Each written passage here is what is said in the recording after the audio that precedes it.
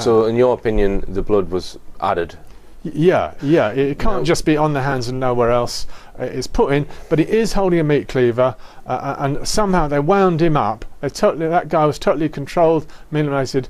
He's a product of MI5, British intelligence, to be in that situation, talking to the camera. Right. Well, we'll come on to the claims of him having previous involvement with MI5, but I just want to stay on the evidence. It seems that there's so many flaws in this contrived event, if that's indeed what it is.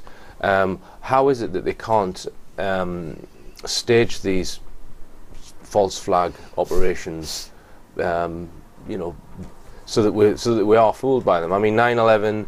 That it was many years before people started to question it. I would say that this is a terrific masterpiece. To have a guy with a meat cleaver ranting at the camera.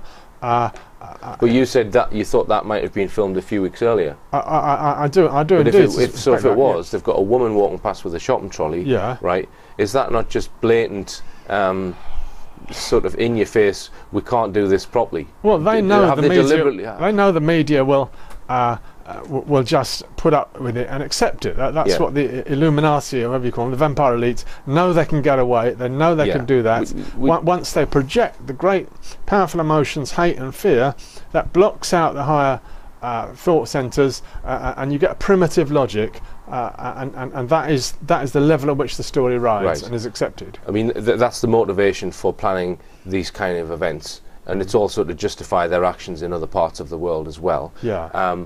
But just to come back to how poorly this seems to have been orchestrated and planned, is it the case that they're even taunting people like you and people like me by making such a sloppy job of what they're doing so that we can easily see through it? Yeah. It seems that that could be deliberate. Well, Richard, certainly that was what everyone was saying with the Boston bombing story, right. The marathon. That was such a crappy job. You could see all these lousy actors lying on the floor pretending to have been harmed by a bomb, and fake blood splattered everywhere. And on the other side of the road you could see all these guys with black hats and the skull logo, and they were quite obviously the perpetrators. Right. I would have thought that was the arch example of a story so badly made that it was falling apart. So they've done a very badly orchestrated false flag event in Boston. Now they've done one in Woolwich in the UK. Can I just put this to you? That you've got the people who do see through these lies, okay, such as yourself, people who actually critically analyse, look at the evidence and see if there's any mileage in what the mainstream is saying, and then unpick it, and then we know it's all a fake event, okay, it's easy to see, right? But then they've got the other group of people who will only believe what mainstream media say, and they can say whatever they want. Do you think they're trying to draw a line between the two groups of people? The group of people who will only believe something if it's on the BBC, and you've got people like you and me who will question everything that's on the BBC and only believe it if there's evidence of what they're saying, right? And by orchestrating these events so badly, is that drawing a line between the two and separating the two groups? Do you see what I mean? To make them to create division, because you go down the pub, people who can see through this, and it's easy to see through it, are, you know, annoyed. Yeah. But then you've got other people laughing at them who will only believe the BBC. Do you think they're trying to create more of a division? Well, possibly. That's a bit complicated. A lot of people realise that the story doesn't make any sense at all at any level, but you've just got the primal hate image of this guy with a red machete and apparently a corpse in the road, and although the actual photo does not show any corpse in the road, and I could mention here that the corpse is in two very different positions on different photographs. Right. I think our business is to get people to think about these. You are getting delusion fabricated, the media are complicit, and to fight against these agents of deception, of delusion, who are pushing the world in war, trying to start World War III, our best way of doing that is to unweave these fabricated events. All right. And we've got to do the best we can to show people how this is made up, and how they manipulate the deep emotions to prevent rational analysis. Right.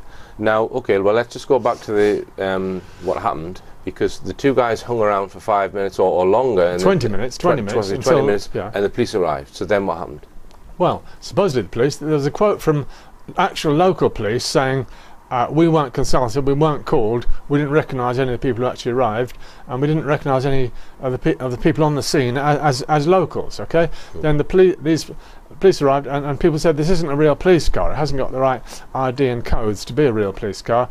This is some sort of special operations people who come, and then there's the Mirror. There's footage of a shootout that happened. Supposedly these guys, after hanging around and chatting to people for 20 minutes, they were asking, "Can you please film me?" People on the bus saying, "Look, can you please film me?" So they were programmed. They're behaving like programmed people. First of all, you hang around here. Whether or not they did anything chopping the body, you try and get photographed, you try and get seen, you wait for the police to arrive. Then what do you do when the police arrive? You walk towards the police car. That's what they were, as if they were programmed to do that. Right. A witness said they did not shoot the police, they did not had their hands by the sides, they walked towards the police car. That's what they've been able to do. Then we're told the police shot them. Right. Okay? Okay. Now, you said to me earlier that you don't think we will ever see any one of these guys giving an interview on camera. Well, why is that then, Nick? Yeah, I bet these two lads are silent now forever. This always happens when these patsies are set up, Islamic fake terror patsies. They're given a role, they step into that role, they fulfill it, and then there's silence. The rest is silence, and you just have media fabrication. You get the whittering of journalists, and the thing you really want to hear, the opinion of the guys in jail of what happened. You cannot ever get that. Right. Right. I mean, I tried that with 1 or 2 people involved in the London bombings. Right, and you can't get to them in jail.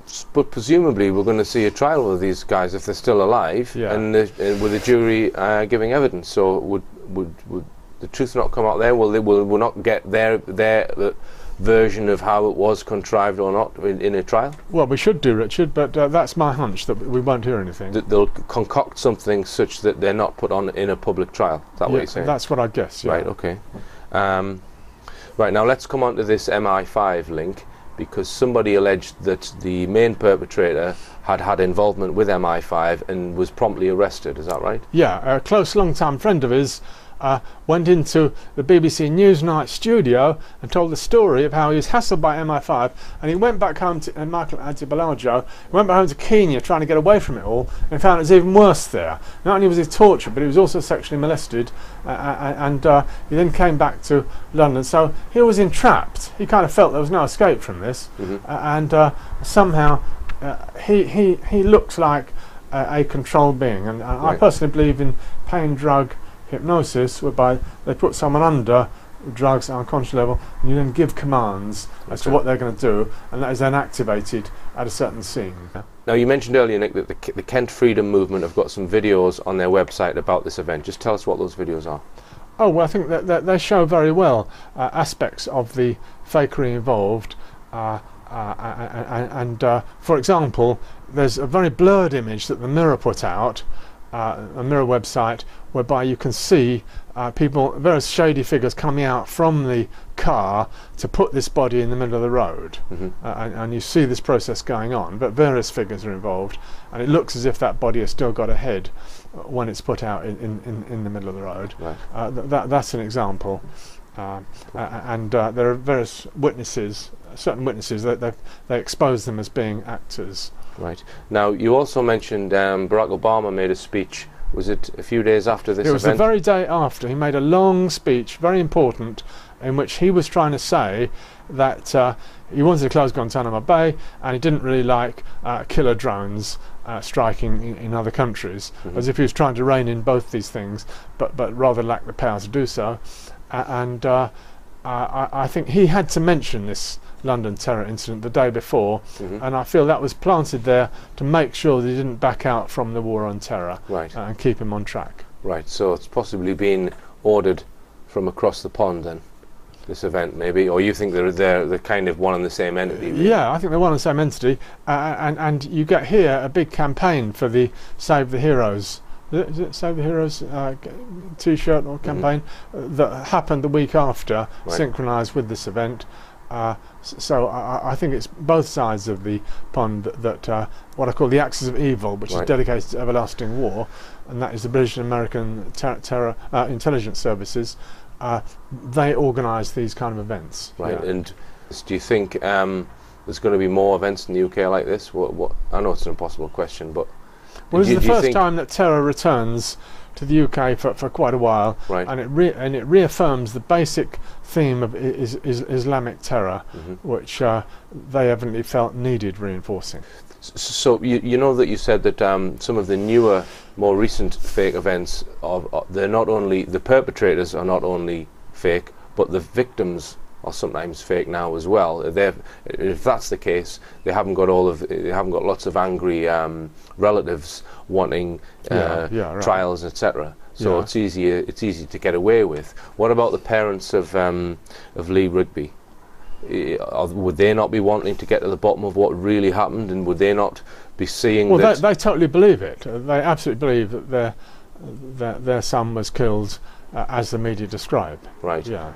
But would they not want to be at a trial with these two guys in the dock, being questioned and cross-examined to try and get to the truth? See what I'm saying? So there is still grieving parents of the victim, albeit we don't think that he died there. He was probably killed before and placed there. That's what you suspect, isn't it? Well, I think we need to follow the trial closely if anything does come out like that. And just one other thing that you mentioned also, the coroner, the cause of death. Yeah. Immediately after, there was an inquest with the coroners giving the cause of death, or rather refusing to state that DLR how DLR was killed. They said they would not make any statement about the cause of death. That was immediately after the event. And then some days later, when the 22-year-old accomplice went on trial, which he just started, that was evidently not sufficient, and the papers reported that the cause of death was multiple injuries, which again, if somebody's had his head chopped off, you're not going to say the cause of death was multiple injuries. It's a totally non-committal statement from the medics concerned. Right. Okay, well, it'll be interesting to see if there is a trial, a public trial with a jury. But thanks very much for speaking to us about it today, Nick. Just remind us of your website, because you've got quite a long article about this on your site. terroronThetube.co.uk. And also the Kent Freedom Movement have got, as you say, videos as well. Okay, thanks very much, Nick.